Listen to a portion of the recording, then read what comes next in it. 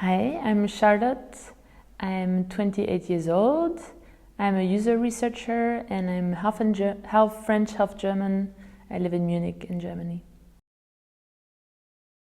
I thought it was really nice, actually. I thought it was much more relaxed than I thought it would be. It was a nice pace and also like a really nice environment where I felt very supported, I would say, in a positive and very professional setup.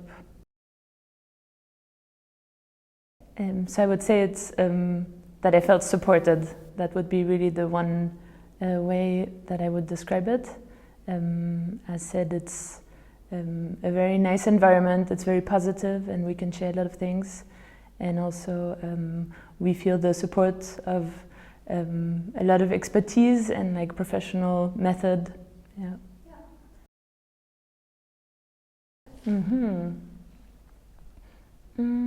I think I really liked the balance and energy exercise because I've never reflected on my activities in that way, thinking about what brings me energy, what drains my energy, and looking at it along a week and comparing like maybe also what happens during the week and what happens during the weekend was quite insightful for me actually. Yeah.